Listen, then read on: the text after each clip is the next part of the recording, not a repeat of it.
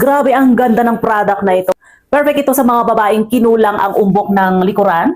Tapos, dito naman, nasubrahan sa umbok. Yung sana umbok dito, sana dito napunta. Kaso nga lang dito naman napunta. Kaya ang ganda talaga ng product na ito, ano? So short pants siya na may paddings. Kaya maganda ito sa mga babaeng, hindi pinagpala sa likuran. Tapos sa harapan na sobrahan naman ang umbok. Baliktad, kung pwede sanang iganon mo para mapunta yung taba mo dito sa may puwetan, di ba? Kaya maganda talaga ang shorts na ito na may paddings tapos merong girdle. Fit na fit siya sa akin, saktong-sakto. Binili ko ito para suotin and at the same time ibenta at i-promote. Kasi alam ko maganda, maraming magandang reviews ito. Kaso nga lang, hindi ko pala siya maipopromote, hindi ko siya maibibenta.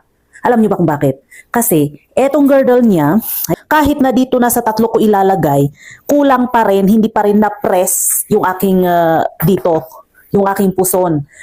Mas maganda sana kung meron pa itong pang-limang hook para talagang makompress yung mga bilbil kong 3 layers, di ba? Kaso nga lang hindi eh. Mahirap siyang ibenta, mahirap siyang i-promote na hindi mo may papakita ang sinuot mo. Siyempre, shorts ito na kailangan mong isuot, kailangan makita na sinuot mo, ginagamit mo kung ipopromote or ibibenta mo.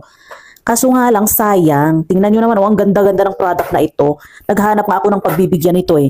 Kung meron sana akong kakilala na pwedeng mag-model nito, na siya na lang yung magsuot para videohan ko na lang. Kaso hindi pa pumayag yung kaibigan ko na pwedeng magsuot nito para maibenta ko. Kung ako yung magsusuot nito habang binibenta, hindi ko siya kumbaga hindi ko mai-explain kasi nga yan sayang.